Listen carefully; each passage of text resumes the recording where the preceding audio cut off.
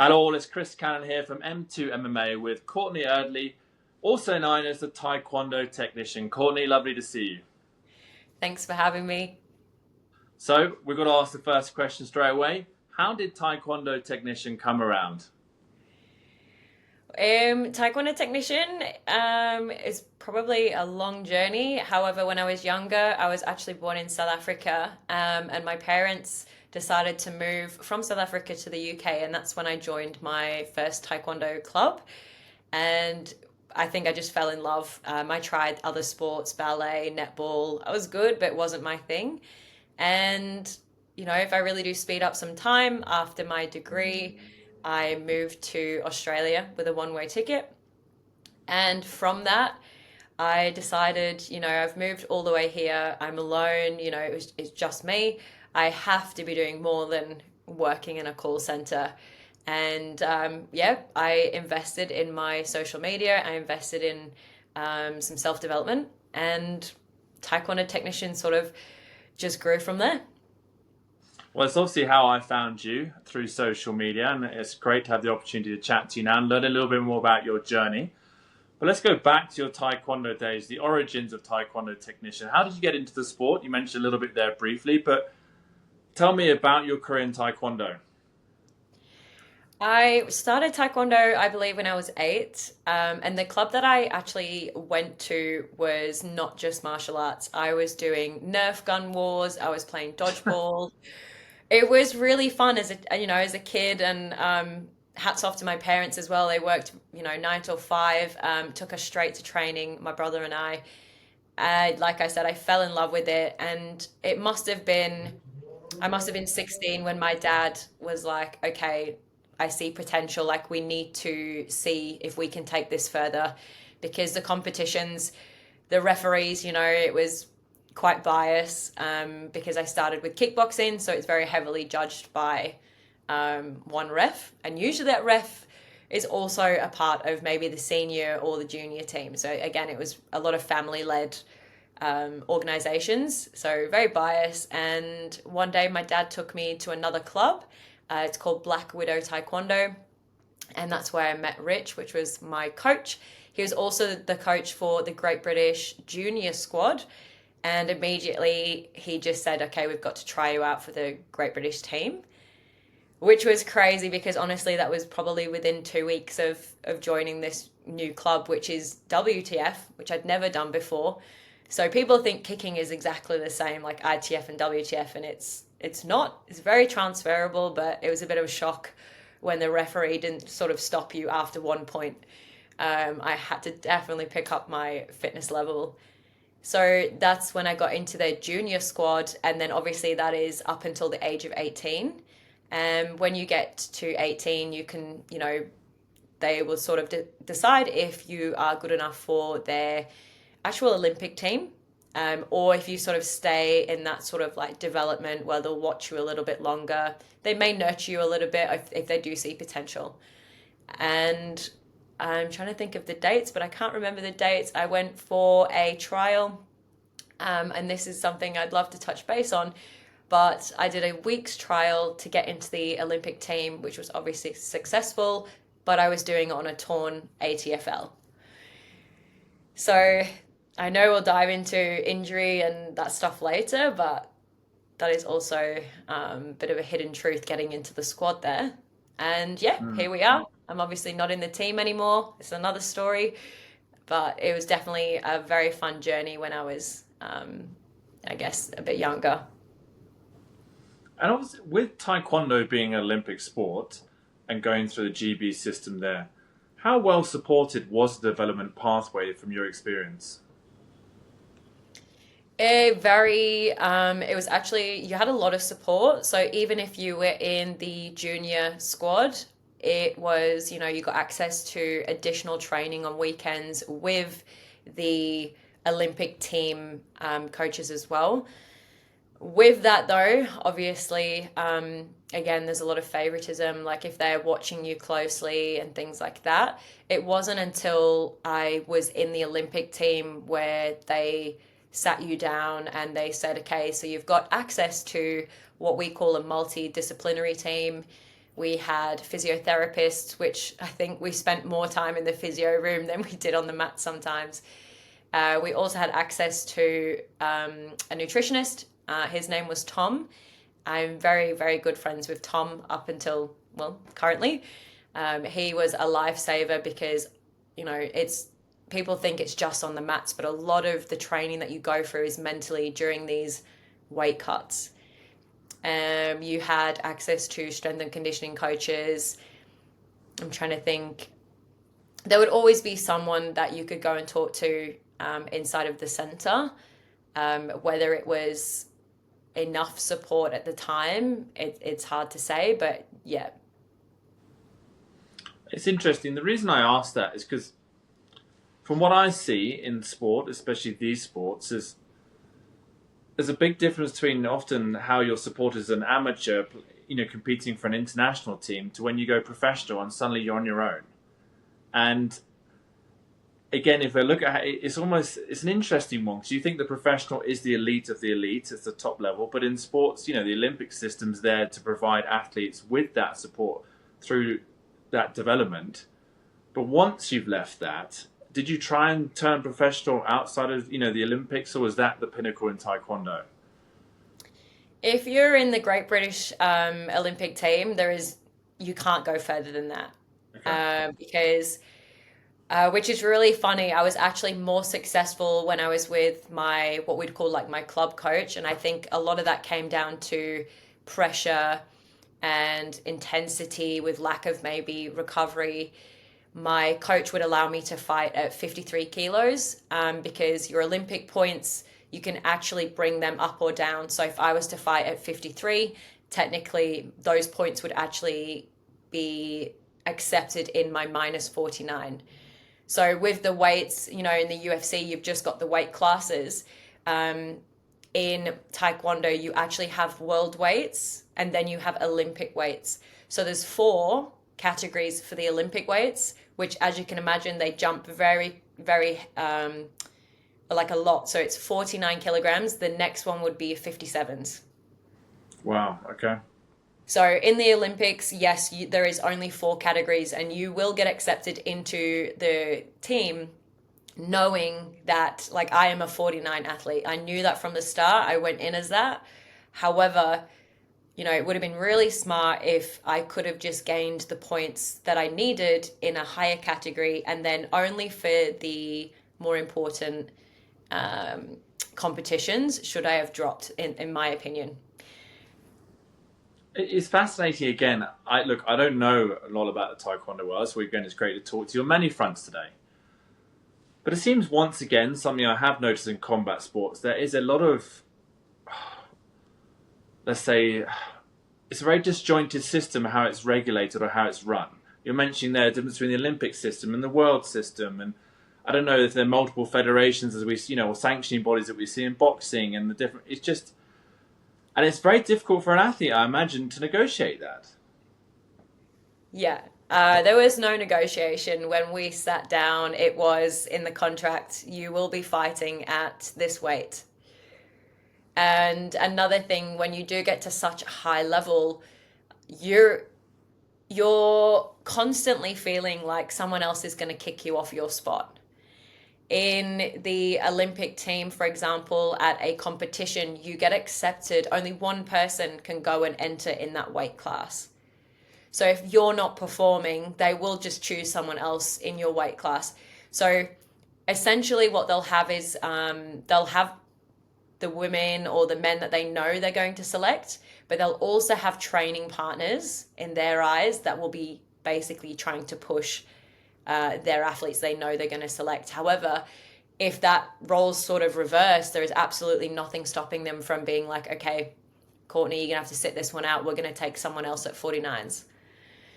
So there's not much of a negotiation because, you know, you got accepted as that weight and you have to basically hold your ground. Even though it's in an individual sport, I've definitely felt like I was constantly like, there's a lot of pressure to match their expectations, I must say. And again, that seems like it's the difference between competing for a national team as opposed to professionals, where, again, professionals are a little bit on your own, a little bit more your decision-making. But in the team environment, it comes with a different set of pressures. As I said, someone else is picking whether or not you get the opportunity or not. You mentioned weight cutting a few times. It's something Andrew Whitelaw and I have discussed on numerous occasions now on our podcast, because it's an issue that comes up every week in combat sports. Competing for the national team, again, how were you supported? And again, how did they decide on that weight for you? Oh, good question. The deciding regarding the weights, I think honestly back then would have gone down to height and previous weight classes. For example, they want you to go into a weight class that you're going to have a height advantage.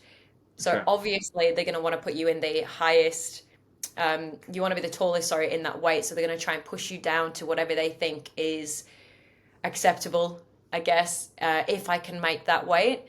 A great example for me is I used to fight at 53s in most G1, G2 competitions until one event. And this was in, I want to say it was either the Dutch Open. And I fought at 49. So this was the first ever time. And this was with my club coach. So at this point, I did have eyes on me. I wasn't really like in a limelight or anything like that. It was mainly like, okay, we'll just keep an eye on Courtney. We know who's fighting in this competition. And I remember like this competition like the back of my hand. I made weight pretty easily. I was in bin bags and I was running, but I actually made 49s compared to future experiences pretty easily. And I won the first match and my coach was like, it's go time. I won the second match. And every time I'd sort of won a match, I got more and more support from the actual Olympic team. I remember, I'd come off the third one and that was medaling, and they were like, hey, like we're up the top there. Go. This is where I met Tom. Go get some nutrition supplements. There's a physio up there if there's anything that you need, which I was like, probably my first taste of, okay, what is it like to be in the Olympic team? They've got their own little squad, they've got their own little team and everything, whereas it was me and my dad with some lollies. So it's a very different environment, and I think to pick which category you go in, they will base if you can make it, and I obviously tick the box. I don't think they care about how hard it was or what you did to make it. You made it, and what level of success. So that was my first ever competition. I won a silver medal, which is higher than any other medal in 53s. So on paper, if you look at the black and white, you've got bronze medal at 53 and then you've got silver medal at 49. And that was immediately like, okay, we're going to take her for 49s. And as far as you're aware, has anything changed in recent years, or has it still been done the same way? Again, really good question. When I was released from the academy, a lot of my medical history that I had raised some concerns was amenorrhea. And amenorrhea is basically when your body as a woman is not able to have its period. You're not able to do all of the womanly functions that you're supposed to have every month. And I still have those records today where it basically says amenorrhea months later, amenorrhea 6 months later, amenorrhea. And they kind of brushed it under. They say it's very normal for, women in sport to lose their cycle. And when you're so young, you think, oh, that's normal. The doctor's saying it's normal. That's okay. But after that, I did hear from my friends who were currently still in the academy. They were bringing in people to talk about weight cutting, to basically ask the other women, hey, is anyone else suffering from some of these side effects as well? Like, it isn't actually normal, so we do need to address it. I think now it's really hard for me to say how they're doing their selection process, but from looking from the outside in, it does seem that a lot of the juniors that they are nurturing, they're not stunting their growth anymore. A lot of what was happening from the ages of like 14 upwards, they would say, oh, let's put you in this category, let's put you in this category. So you are constantly stopping your body from maybe actually growing the way that it would have. So I think now what they're doing is they are looking at growth patterns. So Okay. if you go in at quite a young age, I think they are taking that into consideration now. And instead of just going, okay, Courtney, you look light now, let's just keep you at 49s. You know, it's taken me years to regulate my hormones in general and my weight. And I think it all Really? comes down to just absolute nightmare of up, down, no food, excessive training. Um, I'd like to think that they are bringing in a lot more education. It's hard to say when I'm not in it anymore. Yeah. And I know you obviously you've got numerous friends in the professional athlete side of things in combat sports now. From that side, are you seeing much improvement in how athletes are managing weight cutting? Sorry, you're saying, am I seeing from the athlete side Uh, of things? Yeah, so again, from what you know, let's say your professional friends who are still competing and so on, Yeah. from your experience previously and as an amateur or, fighting for the GB team to what they're doing now on the professional side to make weight, do you see much difference? Is there anything new that's going on, or is it still the same kind of process? I'm not sure about the guys currently cutting weight now or anything, but I am confident to say behind closed doors, anything will be happening to make the weight. Hmm. Regardless of, if they've got people coming in to educate you, the pressure of holding your position, you are probably one in less than 15 athletes when you are accepted into the Great British team. So that pressure alone is a lot on your shoulders. So I know these athletes will be doing whatever they can. I've got a couple of stories. Women, we tend to try and do things gradually. So a lot of the girls that I used to live with, we'd make jokes, we'd leave each other notes on the weights scale in the bathrooms every day. Whereas, we would cut things, cut the calories, cut the carbs, whereas the boys wouldn't eat the entire day just to go get one burger from McDonald's. So they went with sort of like, okay, what am I really craving? Like I'll just do intermittent fasting and then just go and smash like it's still a small meal, but they'd be like, oh, yum. Whereas us women, we'd be like, all right, like let's have half a bagel now. Like I can't have any carbs. I used to do cauliflower rice. Yeah, it's And crazy. then, like I say, moving on from that, you say it took you a while to kind of find your balance again. How did you manage that? If I'm being honest, it's a journey that I don't think a lot of people talk about. I think maybe coming from your professional career as well, when you are either released or you kind of make that big decision to stop the sport, I think it's very hard in a lot of aspects to one, accept the change, two, accept the changes that are now happening in your body because previously that's never happened before. So I'm gaining weight. I've never gained weight because my body's been so restricted on what I can eat, and I've always been made to sit around 53 kilos. Anything higher, my body and my brain's like, oh, you're fat, like you're way too heavy. And if you were to look at that, a BMI scale is not the best, but if you actually to take some measurements, like that is borderline anorexic for someone who's 5'7", 5'8". However, it's taken years to allow my body and really like accept what's happening. I went through phases of up and down of my weight and I didn't know what's going on.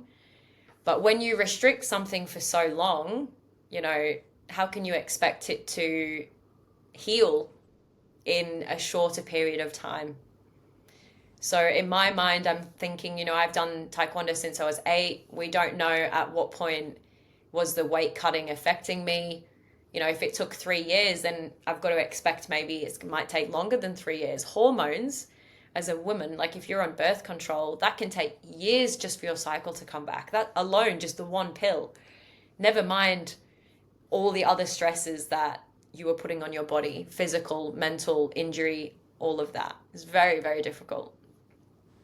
And again, were you given any education around that, or is that something you sought out yourself? When I was released, I got told I could get access to, a psychologist and I could still access the multidisciplinary team.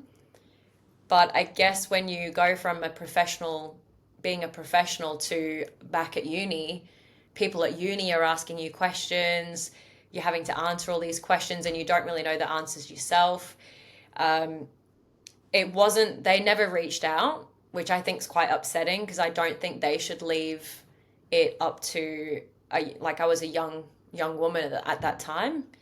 And how are you supposed to reach out when you don't understand something? Mm. You know, if it was up to me, I think not just in Taekwondo, I think having access to a team before, current, like during and after is very important. And a lot of fighters, a lot of these fighters, if they haven't set up their social media, if they haven't opened up a business and they leave the sport, it can feel pretty daunting. You know, you feel a bit lost, you don't know what your purpose is anymore. It can be a very hard transition if no one's actively saying, hey, this is something you might feel. Or if you do feel this, this is a few tips and tricks on how we can overcome that feeling. Yeah, it's interesting you mentioned social media there, because I think a lot of people these days are getting their information from social media. One of the beauties of it is it has opened up access to many people we would never have had the opportunity to speak to in our lives beforehand. Tell me a little bit how the social media side of things came around for you. How did that start? I remember working for Ladbrokes, which is a betting company here in Australia. I was working 6 days a week, 8 hours a day. And as you can imagine, no one ever calls you because they've won money. It was always, very negative conversations, negative energy. And one day I remember looking out of the window and I just thought, what am I doing? Like, I haven't moved to Australia, and I had this expectation of like traveling and seeing kangaroos and all of this, like the typical stereotype, oh, I'm now an Aussie.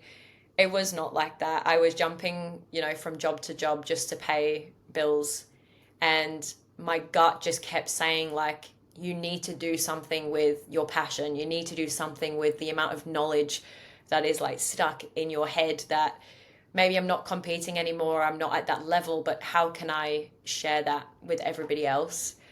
And I remember one day I just did some Googling on Instagram, looking at Instagram coaches, mentors.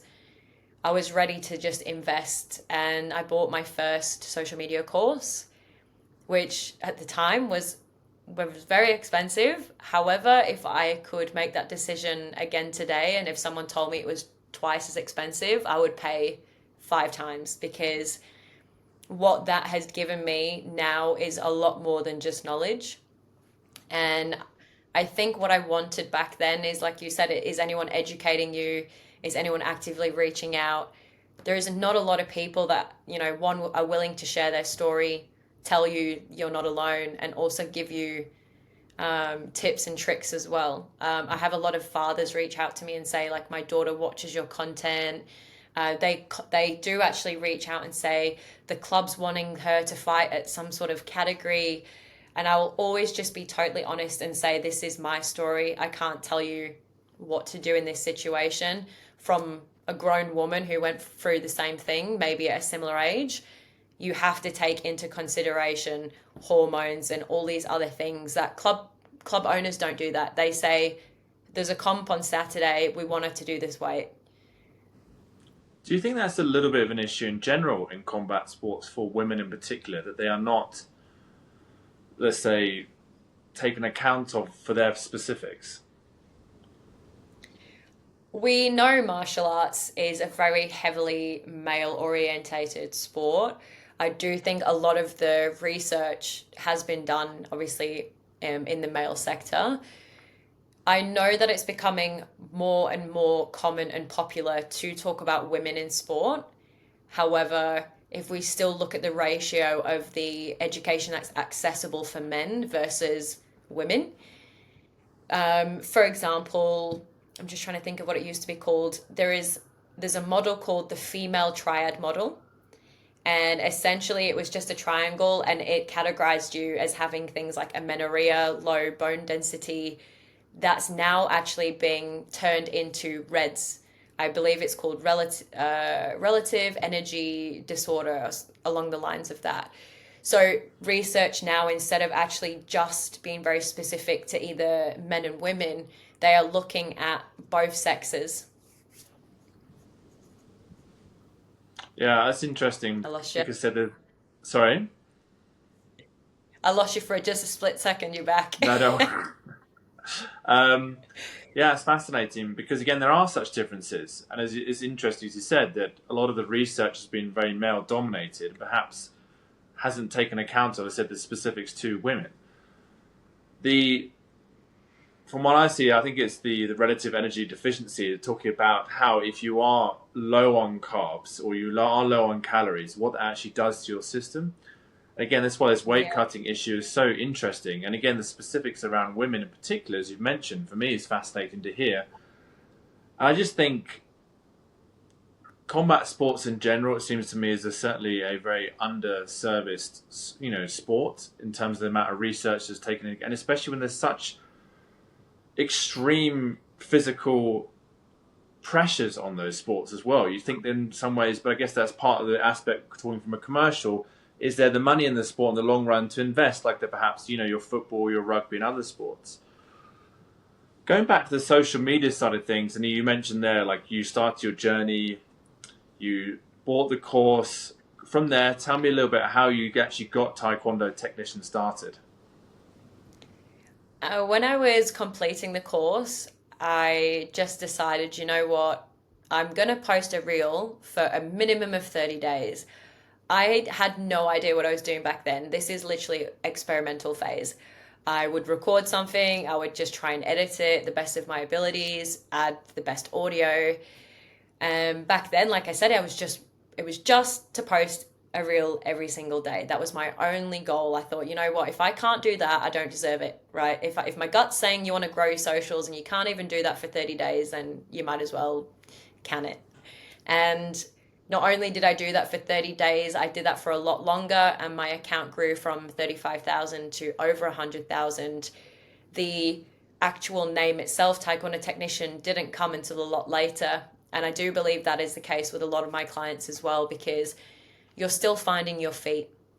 There'll be one day you sit down and you'll go, oh, that's it. Like, that's the logo. That's what I want. This is the idea. But up until that point, you are still experimenting.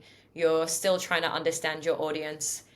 And I actually I tracked the whole thing. I tracked all of my progress. I've got the paperwork still here today of what worked well, what didn't work well. Why am I actually posting? A lot of people post for the sake of it, and it does my head in.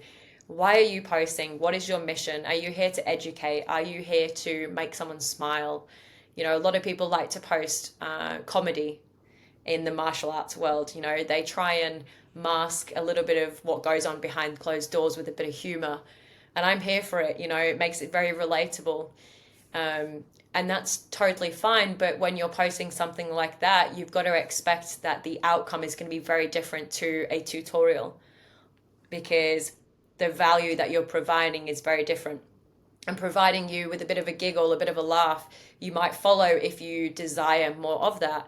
If I'm giving you value that is worth saving, you are going to convert that follower, and that's how you're going to grow your community, is by understanding your audience and delivering what they need. That's very interesting. So I understand you're now helping athletes and other people grow their social medias. How are you doing that? Exactly how I started. There is, I do have a social media mastery course, but I work very heavily with people one-on-one. And we will run through everything from the start of understanding and identifying their Ikigai. Their Ikigai is a Japanese concept. I know we spoke about it, I think, previously, but it's really understanding your purpose. Like, I know Taekwondo is just going to be like, I swear it feels like 75% of my actual heart. Like, that's what it feels like. So to understand your purpose, if you were made for golf, maybe afterwards, you were like, man, I really want to educate people in that space, then I'd say, right, let's go for it. Who do you want to target? What do you want to do? How do you want to be portrayed as a business? How do you want to help people? In what sort of services do you want to provide? And with a lot of questions that you can, like, if you have the answers to those questions, you can literally build anything from scratch. This is literally how a business is built. You find what people are lacking, what their pains are, and can you provide a solution doing what you love? That's amazing, and very interesting as well. I mean, finding that passion, as you say, in anything in life, that then is the driving force behind what you're doing is so important. And that's a great question you asked right from the start. For you, it's obviously been Taekwondo. For myself, I must say, like, it's interesting now I think about it. You mentioned golf there. I don't necessarily wouldn't say golf is my passion. Playing professional sport was always my dream. It was about being an athlete, playing in a stadium with tens of thousands of people watching. That was always it. And I ended up playing golf. Initially it was football, then it was rugby. And now I would say, for me, like having conversations like this, how can we help athletes on their journey? And there's two things I'm picking up already from speaking to you, which I think is very interesting. First of all, you've mentioned, what does an athlete do after they've stopped competing? How do they find their new purpose in life? And you mentioned there, you tried the 9-to-5 gig and realized how unfulfilling and it just wasn't for you. And it seems like going to the social media space and almost having your own business again, maybe, I don't know if you can tell me, kind of reignited that same passion and similar to the journey of being a Taekwondo athlete.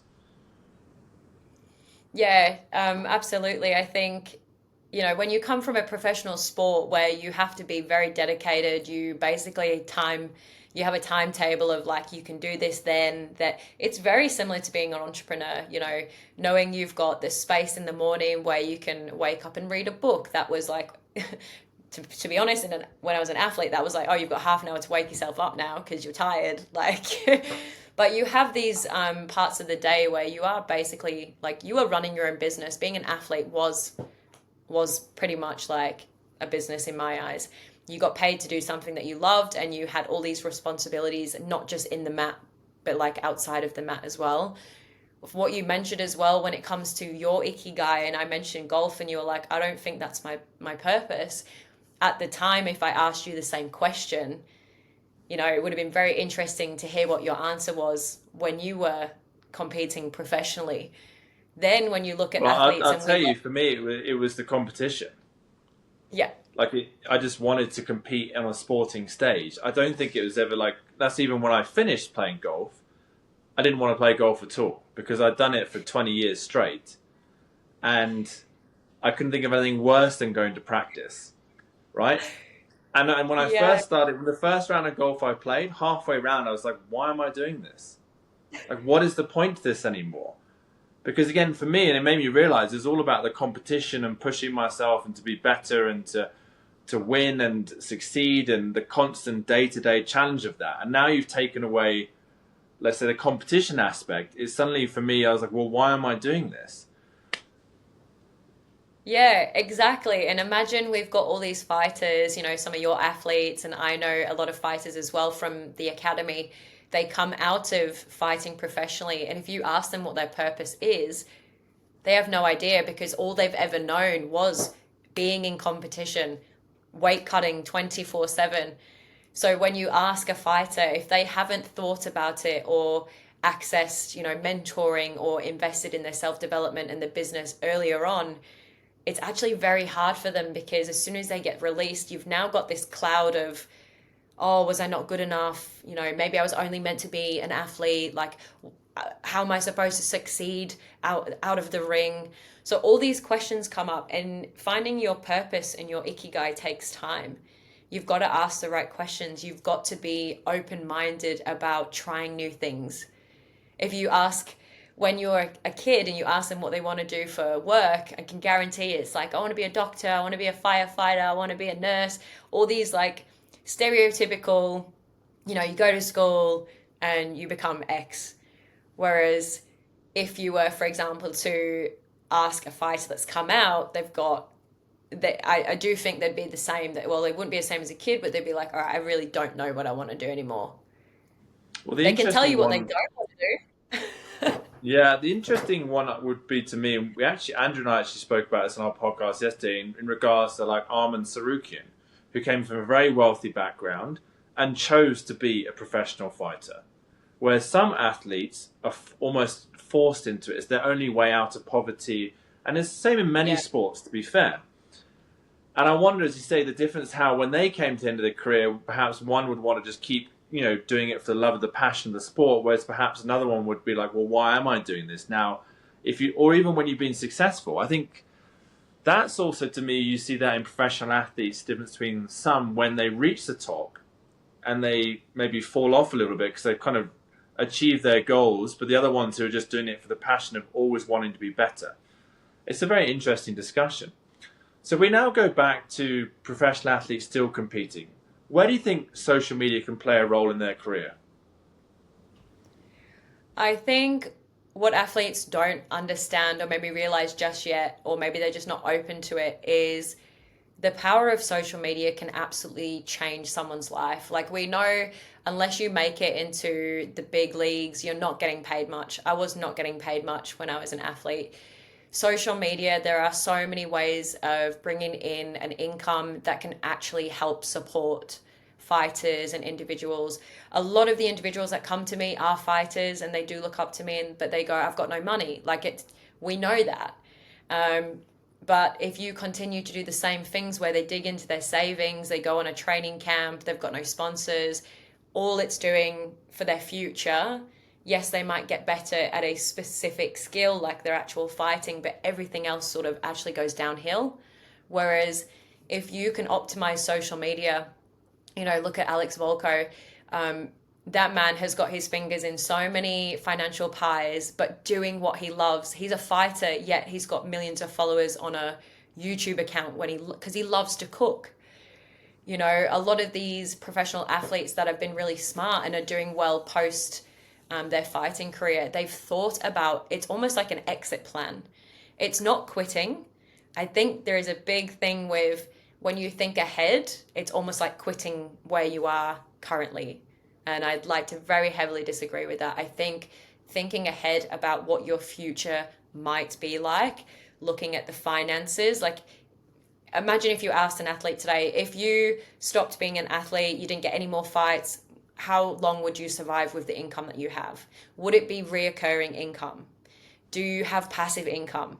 Majority would probably say, oh, not long. Like, they'd have to dig into their savings, which forces them into sort of like that average, like me, call center job. If they can use and leverage their audience, and like you say, you've got thousands of people, millions of people watching the UFC, if you can leverage that, you can actually set yourself up to be very wealthy and have a very comfortable lifestyle post career, whether it's fighting, golf, any other sport. Well, I think the interesting thing you mentioned there about thinking about your future as an athlete is not giving up. Or for me, I consider it as a plan B, and plan B was not acceptable. Plan B was an admission that my plan A might not be good enough, so therefore I was not allowed to think about a plan B. I think that's probably something a lot of athletes would resonate with. It's that kind of burning the ships mentality, that in order to be successful, you must only focus on one thing and everything else must be thrown aside, and it's not even an option. And I get that, and there's no doubt athletes have been successful in that regard. And it was certainly, if I look back now, I think it's one of the mistakes that I made, because actually I, if anything, reduced my potential as an athlete because I closed off other opportunities that I could have accessed through things like social media. For example, if I were to use my social media to pick up more sponsorship could have been invested in my performance. Yeah. New contacts that might have offered me new opportunities to play on different golf tours, or, in combat sports specifically, we all know that we promote fights based around how many people are going to watch those fights. So your social media audience is a big positive for a promoter looking at you as an athlete. Back in the day, it would have been, if you're the local promoter in your local town, you would have picked the two guys that most people want to watch the fight. Now it's a different world where anyone can watch anyone around the world. We can stream across the globe and so on. So even more so, it's important to use that platform to showcase who you are and why people should want to watch you compete. I think for me, the mindset I would like to put out there to athletes, it's not a plan B, it's another way to win. Like, attack it in the same way you attacked your plan A, and just make this another plan A to be successful as possible outside of your arena, and be as rich as possible. You're a competitor. Why not win in everything you do? Why just win in one thing? And then that's where, again, Volkanovski, you mentioned there, and many other athletes have proven you can actually be far more successful and far more wealthy by what you've done outside of your competitive arena. Yeah, absolutely. There was a point, and it's completely just gone over my head just then. You were saying, like, why not just win at everything, right? Why not just tackle the future the same as you would an opponent in front of you? We all know as an athlete there comes a time when we have to stop, or we're too old. You know, we have to physically accept that. However, you know, even the little slogan that I have is like, master your life. Yes, it's through social media, but I want you to become a black belt in everything that you do. Your finances, friendships, relationships, everything. So this is why with my one-on-one clients as well, it's not just social media. Yes, you can leverage your social media, but it's way bigger than that. So like you said, you know, what's the point in being an athlete and do something you love if then you have to go and work a 12-hour shift every single day for the rest of your life because you've got no money? Like, what is life then? You look back at these memories, but currently if you're present in the moment, like, what are you doing? You know, so that's why I like to look at it like, yes, become a black belt in everything that you do. If you need to go study, learn what's the best way of studying for you? If you have to make money, what is the easiest way and the way that you love the most that will make you, again, the most money? Become a black belt in that. Yeah, I love the way that you said it. Yeah, I'll always relate it back to when I went to a college in America, a real top place called Wake Forest on a golf scholarship. And I dropped out because I did not want to study. All I wanted to do was play golf. And I thought that was the only thing in life and the only thing that mattered. And it's interesting now looking back on it, I actually consider that a weakness. First of all, for dropping out, number one, and I do regret that. But number two, I said, like, yes, winning in sport was the most important thing, but why not be the most intelligent, the best version of myself in everything that I can do? Why not be the super rich guy off the golf course as well, is actually making more money than everyone else competing? Because I've studied and I've learned new skills and I've invested in myself. And it is fascinating to see how athletes are leveraging their social media, and especially this day and age where brands are using this platform to promote who they are and what they do. And one of the interesting trends that I've seen recently is how up-and-coming brands are giving equity to athletes to promote them. Rather than just paying them as influencers, they're offering them the opportunity to take equity in the company and be a part of that brand and use their platform not just to promote, but actually to grow their brand as well. If I look at a sports, you know, like Castore from the Liverpool guys who have grown it from nothing to now a $2 billion company, and one of their early partners was Andy Murray, right? And instead of this previous model of I'm just going to pay you as a sponsor, they actually gave him equity in the company, which I think was around 5%, which is now worth something like $200 million. So again, as an athlete, think about yourself, like, not only are you competing for your sport, but you're actually competing for the opportunity to get into business. And it can give you that access. Your social media and the platform that you allow brands to promote on can give you access straight into a company. Right? You could be like the next investor because someone might come to you and say, look, I love your story. You embody our brand and the spirit we want to promote. We want to give you a bit of equity in the company.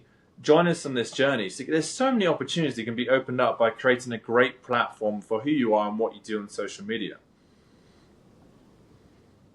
Yeah, but the thing is with that, you know, if you're not jumping on the train as well, look at how many athletes are fighting for the same sponsors. Look at clothing companies, hundreds, thousands, like every day there's a new clothing company. Look at actual fight equipment. And I'm talking like the top, like if you're a top athlete, you're looking at the top quality. There's not a lot. So a lot of these athletes and the brands are looking for athletes that, like you say, are authentic, that represent their brand, but very naturally. And okay, we've got Courtney here. She's got 2,000 followers. She is quite authentic. But then you've got Courtney who's got 200,000. Which do you think the brand is going to select because they're going to get the most benefits as well. So when you're working with a brand and they're sponsoring you, it has to be mutual. Otherwise, they wouldn't be investing in you as an athlete. They would invest in someone else. So yes, you've got your business card. Your Instagram is now your business card. The flashier, the bigger the numbers, the more that you tell your story, the more that you're authentic with yourself, these brands are going to like snatch you up in a heartbeat. What a lot of athletes I find as well, they only reach out when they are in some sort of training camp. Like if I've worked with a lot of fighters and they go, yeah, I'm sponsored now, but like that'll stop soon. Why? Like you say, they're now giving athletes equity instead of just paying $500 for a reel, because the growth is actually following someone's story for years. What you see in, the top UFC fights and, the one, they all have a story from probably such a young age. And that's what they want to share. Not just that, like you say, 2-minute round where you're wearing 5 logos, not just the one sponsorship, but you've most likely got 5 logos on your back. So like I said, if you can leverage that, I've had companies that I'm not competing anymore. I didn't even have sponsors back then. Now I've got sponsors that I'm not competing. So I think it's a great example. Yeah, but it's the fact is that actually your day-to-day social media gives a brand far more value than a logo on your shorts. Even if it's been live streamed or whatever it is to millions of people, how many times that logo is actually clearly shown on your shorts is very minimal. Now, if you compare that to day-to-day talking about who you are and what you do and integrating that storyline of the brand, there is far more value in your social media than the logo on the equipment. And I think that's a lot of things actually brands have woken up to. If I go back to the professional golf world, a lot of these equipment brands and in general are actually investing far more in golf influencers because they are getting way more value back in terms of how many people are viewing their product and also why those people are using their product. And again, like just a logo doesn't tell a lot of the story. You need the story behind it. And again, having the opportunity to work with an athlete who is going to, on a day-to-day basis, tell the story of your brand, who you are and what you do, is very, very valuable. And I think it's really underutilized and perhaps, as you say, under-realized by athletes. So if we go now to, I think a lot of, say, the hesitation around athletes, around perhaps that idea is, oh my gosh, I've got to do social media day to day. How's that going to fit in my training schedule? What advice would you give for them on that front? Look, I don't care who comes to you and they say, I don't have time, or, I don't know where to start, because if you don't know where to start, there is always the internet. There is always asking somebody if they know like anything about it. When we first started as a white belt, we didn't know how to throw a kick. What did we do? We joined a club, we learned, we asked somebody. I don't have time. I was a professional athlete and I still managed to secure a highest grade in my degree because I made time. If it's something that you're invested in, like if you were to ask an athlete, okay, we're going to need an hour for recovery, you're going to need an hour for this, 100% they would be blocking that into their schedule. If they looked at their social media the same way that they would look at their fighting and what is needed to be the best in the fighting, they would also prioritize time to be the best in a different area. That's a great way to describe it.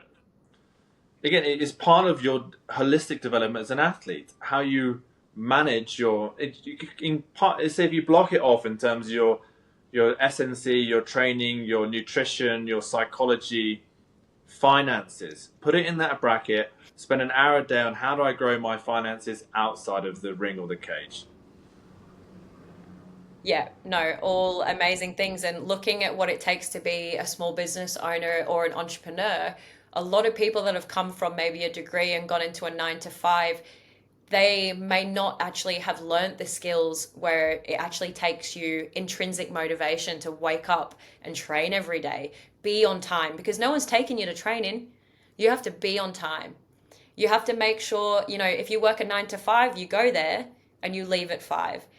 when I was an athlete, maybe it was similar to you. You might be in the S&C gym at 11. You might be a different location at physio at 12. Like you're learning so many different skills that it actually takes to run a business and be an entrepreneur through fighting.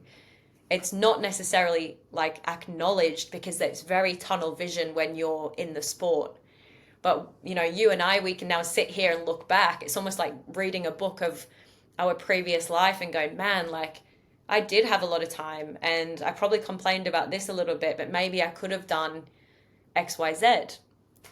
So yeah, you know, now it's great that I can sit here with you today, and it's great that we met on social media, but being able to share that with other people as well. I agree. And I echo the fact that taking that athlete mentality into the business world is such an advantage.